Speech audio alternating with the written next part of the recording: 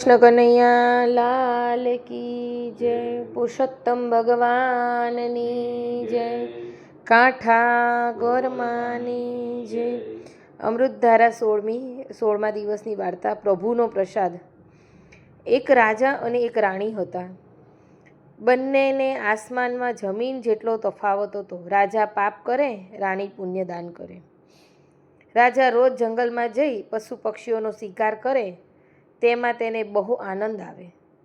રાણી રોજ પ્રભુ ભક્તિ કરે, દેવ દર્શન કરે, પૂજા પાઠ કરે, તેને તેમાં બહુ આનંદ આવે. બંને આનંદ કરે પણ પ્રકાર જુદા. સમય પાણીના રેલાની માફક વહેવા લાગ્યો.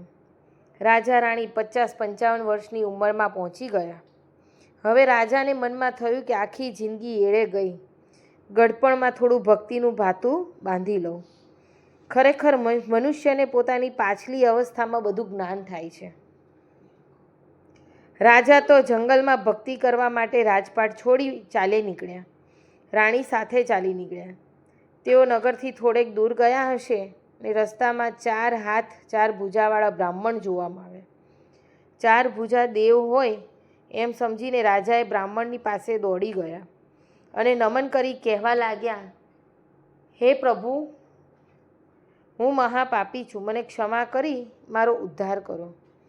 આ સાંભળીને બ્રાહ્મણ હસીને બોલ્યા, હું નથી દેવ, નથી દાનવ, પરંતુ તમારા જેવા માનવી છું. મને 4 હાથ છે એટલે તમે મને દેવ સમજી બેઠા છો લાગે છે, બાકી આગળ જતાં મારા જેવા 4 ભુજાવાળા ઘણા માણસો તમને જોવા મળશે. રાજા કહે, આ તો વળી કેવી નવાઈની વાત. ઘણા માણસો 4 ભુજા હોય તો જરૂર એમાં કંઈ રહસ્ય હોવું જોઈએ. બ્રાહ્મણે કહ્યું, ખરી વાત છે. આજથી થોડા દિવસ ઉપર અહીંથી થોડે દૂર આવેલા એક તળાવ આગળ થઈને હું જતો હતો, ત્યારે તળાવની પાળે એક ગોવાળિયો બેઠો જોવા આવ્યો. તેણે 4 હાથ હતા. હું તેની પાસે ગયો અને તેની વાતમાં 4 ભુજા માટે પૂછ્યું તો તેણે કહ્યું, સામે દેખાતા આંબળવાળી પાછળ એક સોનાનો પહાડ આવેલો છે, ત્યાં આગળ હું ફરતો હતો. એવામાં એક ગોવાળિયો 4 હાથવાળો બેઠેલો જોવા મળ્યો. હું તેની પાસે જઈ તેની સામે ટગર ટગર જોવા લાગ્યો. એટલે તે ઉઠીને મારા હાથ પકડી કહેવા લાગ્યો, એલા શું જોવે છે? મારી માફક તને 4 હાથ થઈ જશે. આમ કહી તે મને સોનાના પહાડની આગળ લઈ ગયો અને પહાડ ઉપર એવું પુરુષોત્તમ ભગવાનનું મંદિર બતાવી કહેવા લાગ્યો, આ મંદિરમાં જઈને પ્રભુનો પ્રસાદ આરોગ્યો હતો એટલે મારામાં 2 હાથમાંથી 4 હાથ થયા અને ત્યાં જઈને પ્રસાદ ખાય તો 4 ભુજાવાળો થાય.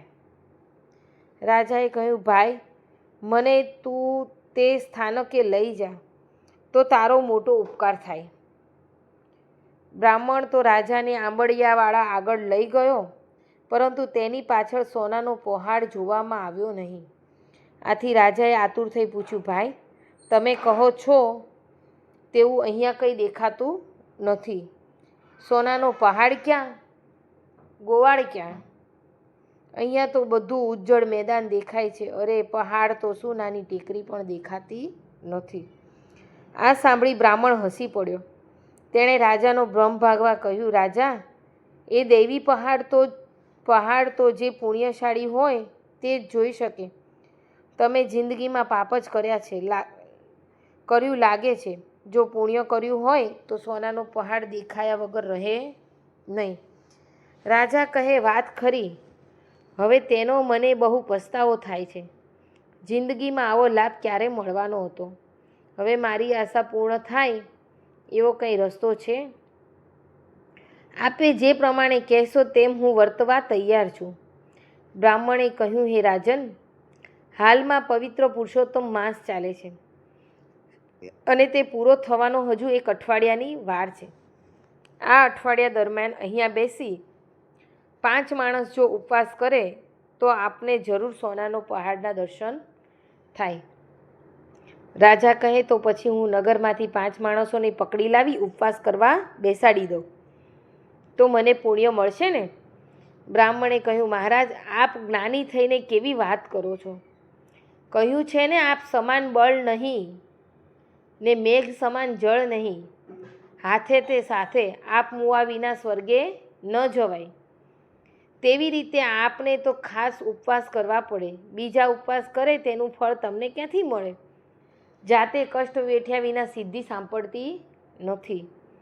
રાજા કહે, બીજા 4 જણ જોઈશે ને? બ્રાહ્મણ કહે, રાજન, એક તો આપ, બીજા આપની રાણી, ત્રીજા આપનો પ્રધાન, ચોથા આપના નગરશેઠ અને 5મા હું. આપણે 5 જણા અહીંયા બેસી પુરુષોત્તમ ભગવાનનું સ્મરણ કરીએ અને 8 દિવસનો ઉપવાસ કરીએ તો બધાને સોનાનો પહાડ દેખાય અને પ્રભુનો પ્રસાદ આરોગવા મળે. પુરુષોત્તમ પ્રભુની કૃપા મેળવવા પુરુષોત્તમનું વ્રત કરવું પડે. પ્રભુ કૃપા વિના પાંદડું પણ હલી શકતું નથી.